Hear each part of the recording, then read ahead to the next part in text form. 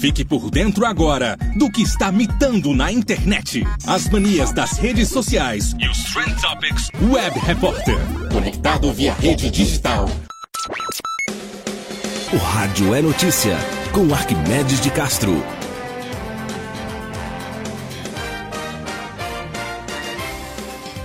Olá, tudo bem? Eu sou Arquimedes de Castro e hoje estou aqui para conversar com vocês sobre a fome. A fome que assola o nosso país. E eu quero perguntar para você: você comeu hoje? Você comeu ontem? Sua última refeição matou sua fome? Se você respondeu não para qualquer uma dessas três perguntas, é possível que você esteja como estão milhares de brasileiros, infelizmente. Uma situação de insegurança alimentar. Há uma pesquisa que está disponível no site olheparafome.com.br.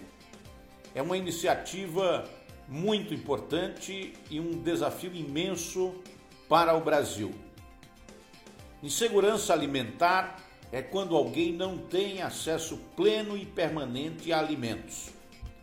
Hoje, em meio à pandemia, mais da metade da população brasileira está nessa situação, infelizmente. Isso ocorre nos mais variados níveis.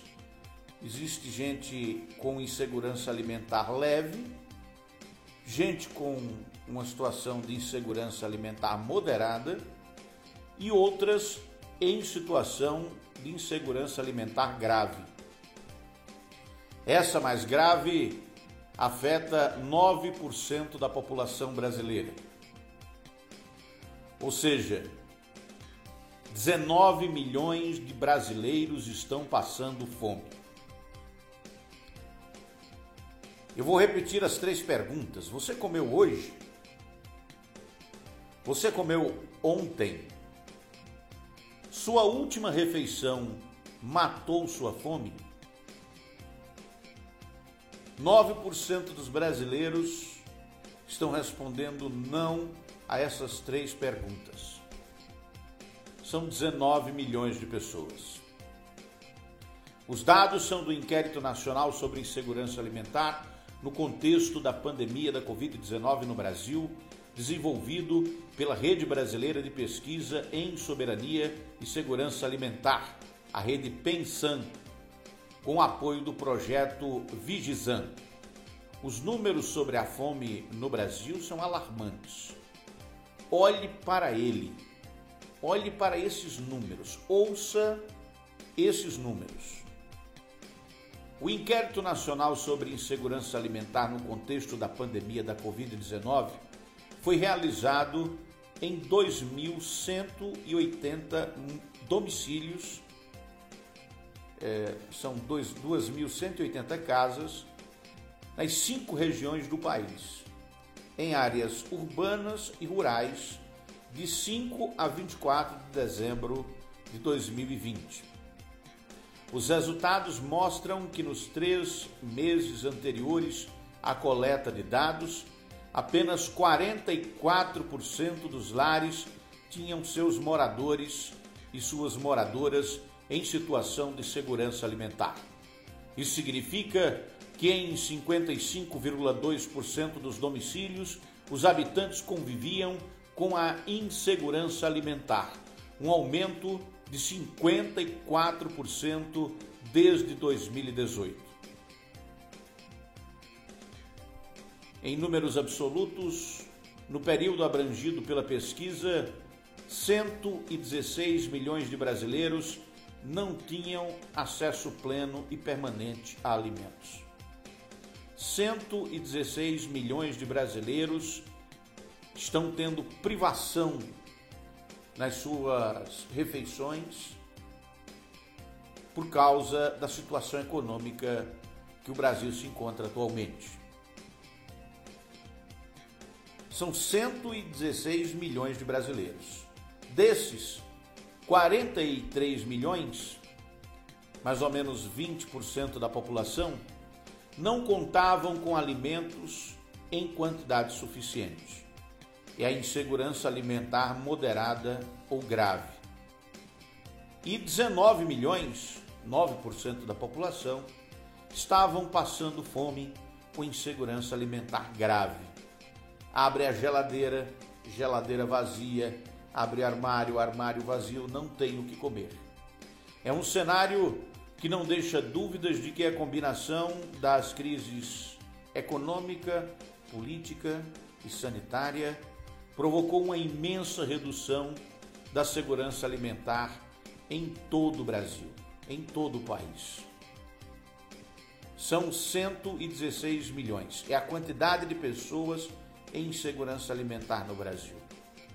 O número corresponde a mais de 2 vezes a população da Argentina. 19 milhões é a quantidade de pessoas passando fome no Brasil. O número corresponde à população da Grande São Paulo. O Brasil continua dividido entre os poucos que comem à vontade e os muitos que só têm vontade de comer. O Brasil tem um problema histórico, mas houve um aumento, um aumento significativo nos últimos anos. Houve um momento em que nós conseguimos combater a fome. Entre 2004 e 2013, os resultados da estratégia Fome Zero, aliados a políticas públicas de combate à pobreza e à miséria, se tornaram visíveis. A Pesquisa Nacional por Amostra de Domicílios do IBGE, realizada em 2004, 2009 e 2013, revelou uma importante redução da insegurança alimentar em todo o país. Em 2013, a parcela da população em situação de fome havia caído para apenas 4,2%, o nível mais baixo até então. Isso fez com que a Organização das Nações Unidas para a Alimentação e a Agricultura finalmente excluísse o Brasil do mapa da fome que divulgava periodicamente. Mas esse sucesso na garantia do direito humano à alimentação adequada e saudável, foi anulado. Os números atuais são mais do que o dobro dos observados em 2009 e o Brasil está de volta ao mapa da fome da Organização das Nações Unidas. É um retrocesso. Se tem 44,8% da população em insegurança alimentar, hoje, em 2013, esse número era de 77%. Caiu para 63% e agora está em 44%. A maioria dos brasileiros e brasileiras tem algum tipo de insegurança alimentar. São pessoas que não sabem se vão ter o que comer todo dia. E isso não está distribuído igualmente nas regiões brasileiras. Não. A fome atinge com mais força a insegurança alimentar grave os moradores, os brasileiros do norte do país. 18% passam fome. No Nordeste é 13%. No Centro-Oeste é 6,9% e no Sul, no Sudeste, é 6%. Então repare, quando a gente fala de 9%, a gente está falando de média. Mas no Nordeste é 13,8%. Na região Norte é 18,1%. A fome tem gênero, tem cor e grau de escolaridade. E os dados mostram que 11% dos domicílios chefiados por mulheres ou habitantes, os habitantes estavam passando fome, contra 7% quando a pessoa de referência era homem. Das residências habitadas por pessoas pretas e pardas, a fome esteve em 10%. Entre as de cor branca, a fome esteve em 7% dos lares. Essa é a situação do Brasil. Uma situação que nós não podemos ignorar. No mapa humano da fome no Brasil, a fome nos lares brasileiros tem cara, tem nome e sobrenome. E essa realidade precisa ser modificada, porque a situação está cada vez pior. A fome vem acompanhada de muitas outras carências, destacadamente a falta de água. A insegurança hídrica, medida pelo fornecimento irregular ou mesmo falta de água potável, atingiu 40% dos domicílios do norte e nordeste do país. 40% no nordeste, 38% no norte. Percentuais quase 3 vezes superiores aos das demais regiões do país. O abastecimento irregular de água é uma das condições que aumentam a transmissão pessoa a pessoa da Covid, ocorrendo em maior frequência em domicílios e regiões mais pobres do país. A relação entre a insegurança alimentar e a insegurança hídrica é incontestável.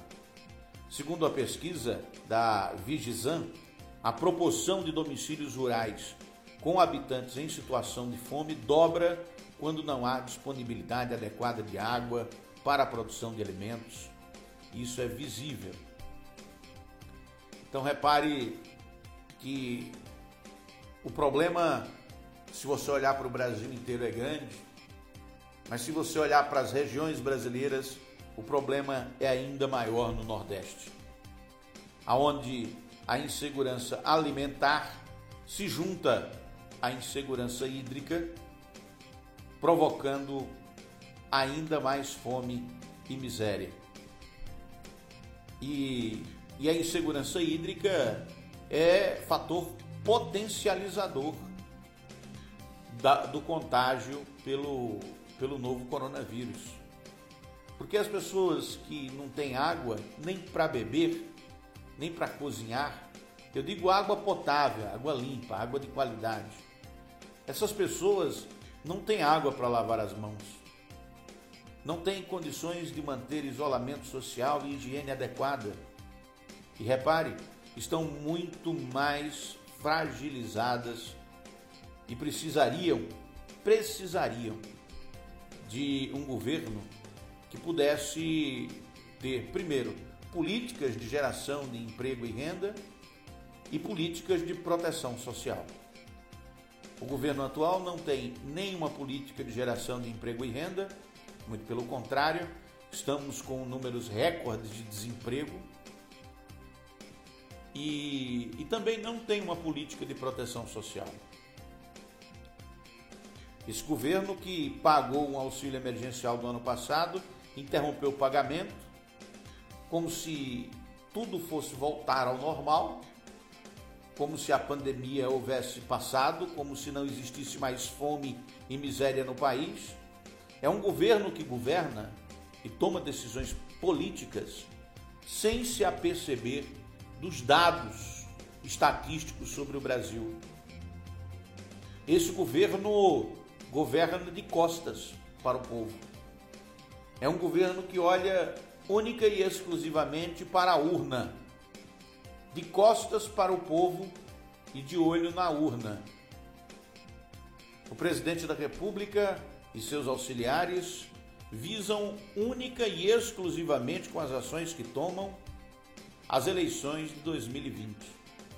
Isso permeia todo o discurso presidencial e de todos os ministros da República. De costas para o povo e de frente para a urna, ignorando a situação de miséria, de fome, de penúria que sofre, que passa o nosso povo, principalmente aqui na região Nordeste e também no norte do país. Mas aqui no Nordeste, agravada a situação de insegurança alimentar pela insegurança hídrica e pela falta de emprego e renda.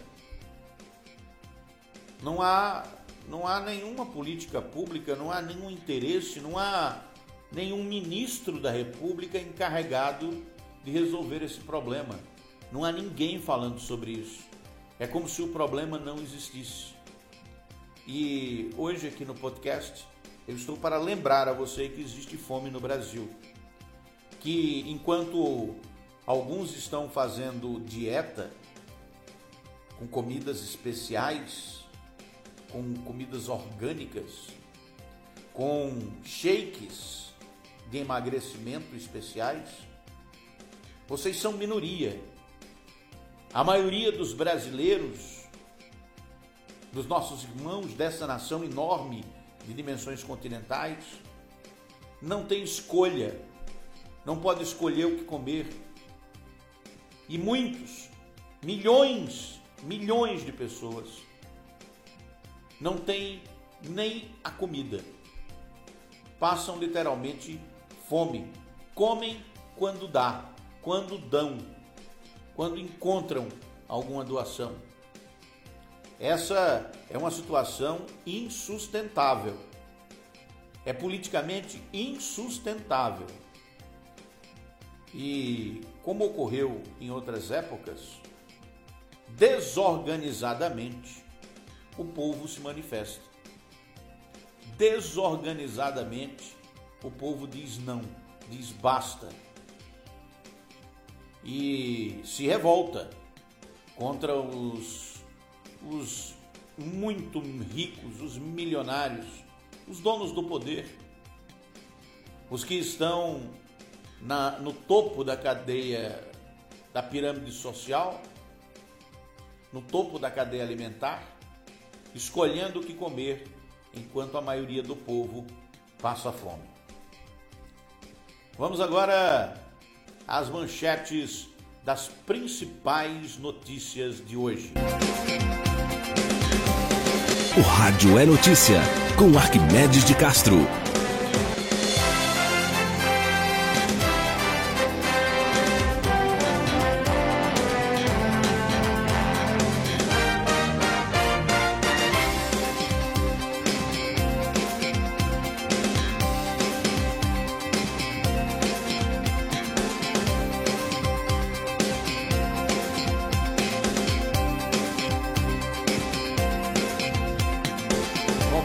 Começando aqui com os destaques da Folha de São Paulo. Folha de São Paulo destaca na sua manchete de capa: Gilmar veta cultos em São Paulo. E Fux leva tema para plenário do Supremo Tribunal Federal na quarta-feira. E você deve estar aí se perguntando, mas o que está acontecendo? E eu estou aqui para explicar. Indicado por Bolsonaro para o Supremo Tribunal Federal, o ministro Cássio Nunes, que está sendo chamado aí de Cássio com K, tinha liberado as celebrações presenciais. Uma tal de Anajure, uma associação aí, entrou no Supremo Tribunal Federal para que o Supremo decidisse liberação dos cultos, das missas, de todas as reuniões religiosas. E o ministro Cássio Nunes, o que foi indicado por Bolsonaro, extremamente religioso, ele decidiu por liminar que os cultos devem ser liberados. Na sua liminar, ele reconhece o perigo que existe, o perigo existente nos cultos, nas reuniões, e reconhece esse limite dizendo que as igrejas elas devem funcionar só com 25% de sua capacidade. E na liminar ele determina que os cultos sejam realizados com 25% da sua capacidade, mas não podem ser proibidos, porque é constitucional que as pessoas tenham liberdade e direito de culto. E ele agradou bastante alguns pastores. Outros não, né? Outros não deram bola para essa medida. A Igreja Católica, por exemplo, orientou os fiéis a permanecerem em casa e não vai realizar missas.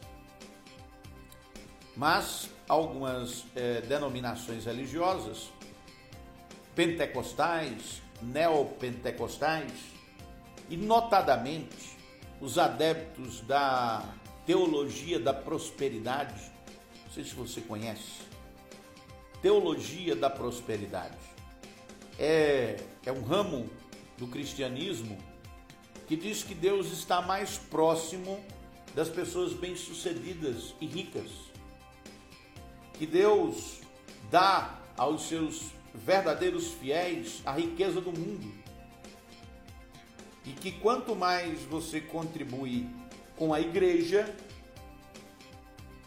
que é a representação de Deus na terra, mais bênçãos você recebe em forma de dinheiro, bênçãos monetárias, e isso vai lhe enriquecer. Enriquecer porque você é um fiel que ajuda a igreja.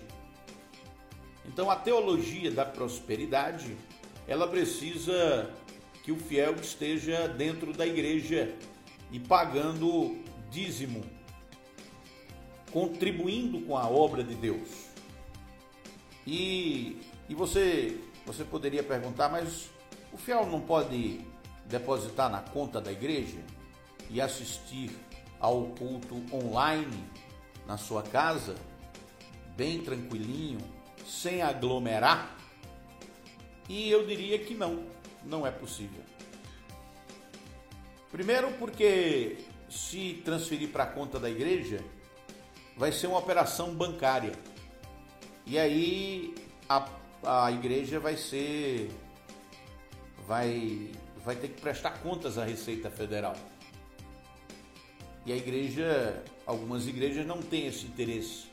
Elas preferem receber em dinheiro mesmo, em moeda nacional.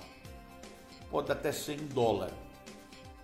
E a presença do fiel é fundamental, né, para justificar a obra da igreja. Então, o presidente da República, inclusive, comemorou. Mas o Supremo Tribunal Federal vai decidir no plenário. O ministro Gilmar Mendes já entrou em conflito com o Cássio Nunes, que também é ministro, porque vetou os cultos em São Paulo. Julgando outra ação, no caso específica para São Paulo, proibiu. Já o ministro Cássio Nunes liberou geral para o Brasil inteiro. E o impasse vai ser decidido em votação no plenário do Supremo Tribunal Federal depois de amanhã, na próxima quarta-feira. Os ministros irão se reunir para decidir se o coronavírus pega ou não pega em quem tem fé. Será uma sessão histórica e nos lembrará, né, de como ainda precisamos avançar do ponto de vista civilizatório, porque não há dúvidas de que a fé é fundamental e que a religião é importante para muitas pessoas, para a grande maioria dos seres humanos. A religião é essencial, é importantíssima. Para a maioria dos seres humanos, participar de missas, de cultos, abraçar os seus irmãos de fé é fundamental, é essencial, faz parte do processo de cura espiritual e não pode, de forma nenhuma, ser impedido por um decreto de um prefeito, por um decreto de um governador. Entretanto, existem tempos e tempos. Em tempos de pandemia, é muito mais civilizado não aglomerar. É muito mais civilizado evitar juntar milhares de pessoas num local fechado para cantarem juntas e, é óbvio, se contaminarem. Não importa se tem 25%, 10%, 15%. Vai se contaminar. Assim como se contamina se for num restaurante, tiver alguém contaminado lá, num bar, se tiver alguém contaminado lá, e assim vai. Não é uma questão de ser bar, ser restaurante ou ser igreja. É que o vírus não tem religião, ele é ateu. E nem ateu é, porque o vírus não pensa. O vírus não é vivo. O vírus é um ser não vivo, que só encontra uma forma de sobrevivência quando encontra um hospedeiro. E só passa de uma pessoa para outra quando essas pessoas se encontram. Se elas não se encontrarem, o indivíduo contaminado com o vírus e o sem o vírus mata a pessoa que contaminou, ou a pessoa consegue a imunidade e escapa da doença, como a maioria das pessoas consegue, e o vírus sai de dentro dela, é eliminado pelo organismo, pelo sistema imunológico, e o vírus não vai para outra pessoa que não se encontrou com essa pessoa. É simples assim. O vírus é um organismo não vivo. Não é católico, não é protestante, não é budista, não é taoísta, não é ateu. Não tem preferências religiosas e se multiplica quando muitos se reúnem para beber, para farrar ou para rezar. Vamos aguardar a decisão do Supremo Tribunal Federal. Ainda nas manchetes nacionais, em UTI de Covid, cresce prática de amarrar paciente entubado. O método é visto como mal necessário. Exigência de atestado dificulta que pacientes com câncer se vacinem. Essa de amarrar o paciente para entubar é porque está faltando o medicamento. O remédio que utiliza para que a pessoa fique sedada e possa ser entubada. Está faltando esse remédio no Brasil inteiro.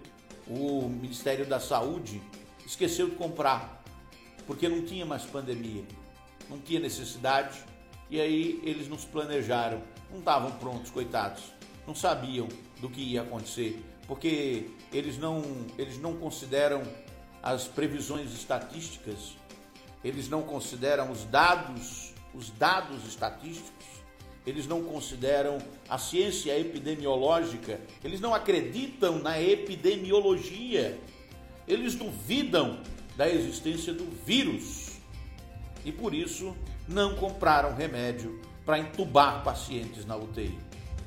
E nós voltamos à Idade Média, amarrar as pessoas nas camas para que elas possam ser entubadas e respirem artificialmente, escapem desse processo da doença que leva muitos à morte.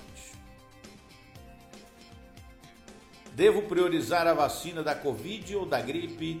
São perguntas que muitas pessoas fazem e é possível tomar as duas vacinas. Esse esclarecimento, inclusive, tem uma matéria especial sobre isso na Folha de São Paulo.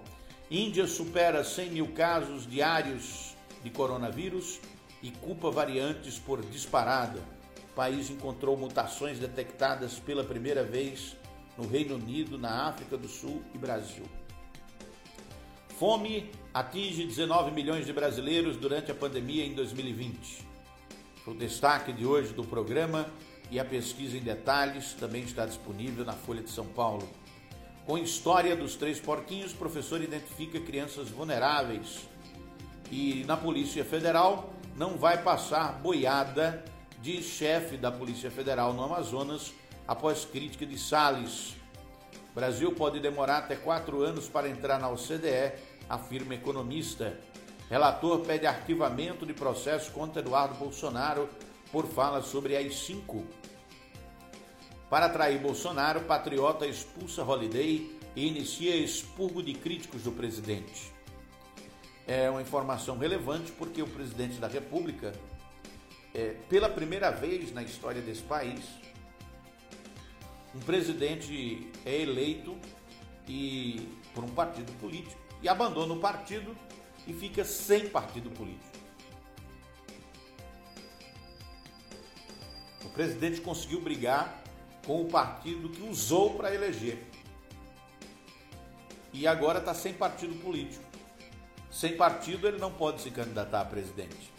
Como o único objetivo do governo é a reeleição, o presidente inventou de criar um partido, mas ele não soube fazer. E o Aliança pelo Brasil, que era o partido dos Bolsonaros, não vingou. Agora, o Jair está procurando um partido para usar na eleição. E agora, quem está se habilitando é o Patriota. É um partido político que está aí se posicionando para atender, para abrigar o presidente da República na sua tentativa de reeleição. Vamos agora às manchetes dos portais do estado da Paraíba, começando com o Mais PB de João Pessoa. STF decidirá em plenário sobre liberação de cultos e missas na pandemia. Governo federal reloca chefe do IBAMA para SPU na Paraíba. Comediante Paulo Gustavo apresenta melhora na luta contra a Covid. Igreja Católica retoma celebrações com fiéis a partir desta segunda na Paraíba. Estado anuncia construção de novo viaduto em João Pessoa e obras de mobilidade na Paraíba. Governo avalia a reabertura de escolas a partir da próxima semana. Hoje acabou o feriadão na Paraíba e agora estão todos os decretos, agora está tudo aberto, tudo funcionando. A pandemia acabou na Paraíba. Só as escolas que ainda estão fechadas, mas semana que vem já reabre, porque, segundo o governo do estado, já está tudo tranquilo, já está tudo bem. A pandemia acabou, não precisa mais tomar cuidado. O governo do estado opta pelo caminho populista. O governador também é candidato à reeleição e hoje lançou um pacote de obras para, segundo está escrito pela imprensa oficial, promover a retomada econômica da Paraíba. O governador, como é que vai retomar economicamente a Paraíba se nós estamos no meio de uma crise sanitária, com os hospitais lotados e as pessoas morrendo, com recordes de até 74 mortes por dia na Paraíba, com a previsão de que cheguemos a julho com mais de 13 mil mortos? Como é que vai ter retomada econômica na Paraíba? Não vai ter retomada coisa nenhuma enquanto a crise sanitária não for resolvida, enquanto os paraibanos não estiverem vacinados e protegidos do novo coronavírus. Destaque agora do Jornal da Paraíba. Pacote de 435 milhões em obras inclui viaduto na BR-101 e novas estradas na Paraíba. Vacinação de idosos a partir de 64 anos vai começar amanhã em Campina Grande. João Azevedo diz que flexibilização tem base em previsão de queda da Covid nos próximos dias. Ele não diz de onde tirou esses dados, né?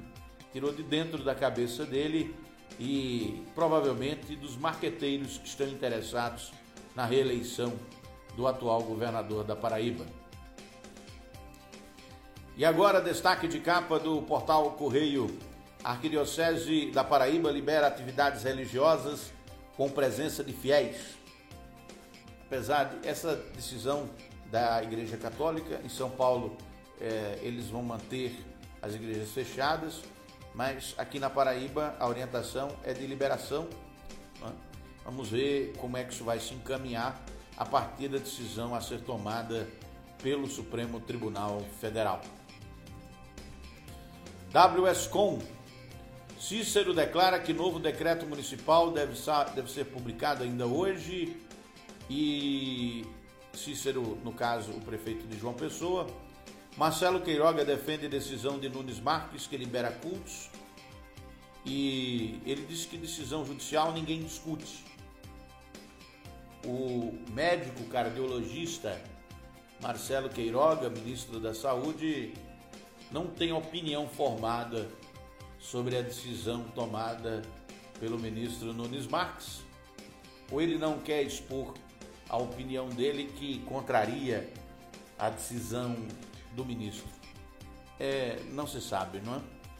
Não dá para saber. G1 Paraíba. Secretário se braseia em previsão de estabilidade para defender reabertura na Paraíba. Decreto que libera bares, comércio e celebrações religiosas entra em vigor. Mesmo com recorde de mortes, governador enxerga estabilidade. Novo normal, 100% do estado está em bandeira vermelha ou laranja. O governo do estado sentiu que não tem condições de fazer um lockdown, de manter um decreto de restrição. E aí inventou, né, que estabilidade, bater recorde de mortes é estabilidade. O estado está batendo recordes de mortes e o governador disse que está estável. Quer dizer, não tem sentido. É uma contradição absurda. E é por isso que precisaríamos ter uma coordenação nacional para enfrentar essa doença. Infelizmente não temos, nem teremos, né? Estamos literalmente cada um por si. Cada um que veja aí o que vai fazer melhor para escapar do vírus. A Arquidiocese da Paraíba retoma as celebrações com fiéis. Paraíba Radioblog, com apoio de veneziano, Efraim Filho consolida nome para a disputa ao Senado Federal em 2022. Blog do Max Silva, estrada que liga Boa Vista a Cabaceira será pavimentada. O governador anuncia travessias urbanas, restaurações de rodovias e novas vias. Ele quer fazer uma retomada econômica na Paraíba em meio a uma crise sanitária. Márcio Rangel, Azul é condenada a pagar indenização de 10 mil por atrasar voo e não dar assistência à criança desacompanhada que seguia de Recife. Esse é o principal destaque do blog. Realidade PB. Novo decreto que reabre igrejas, comércios, shoppings e bares e restaurantes na Paraíba entra em vigor nesta segunda-feira, portanto hoje. Botijão de gás explode em casa na zona sul de João Pessoa e mata 2 pessoas. Esses os destaques do Realidade PB. No Fonte 83, Damião Feliciano deve tirar licença de 121 dias para perícia médica. Ana Cláudia assume. No Hora Agora, Petrobras anuncia aumento de 39% no gás natural para distribuidoras. No Página 1 PB, destaque também para o Marco Aurélio. Para ele liberar traficante pode, cultos religiosos não. Prefeito de Puxinanã comemora anúncio de obras. Esses os destaques de capa do Paraíba 1 PB. No Paraíba Todo Dia, programa Superação. Prefeitura de Campina Grande inicia cadastro para o auxílio emergencial. Esses os principais destaques de capa de hoje nos portais de notícias. Amanhã tem mais. Tenham todos um bom dia e até lá. O Rádio é Notícia, com Arquimedes de Castro.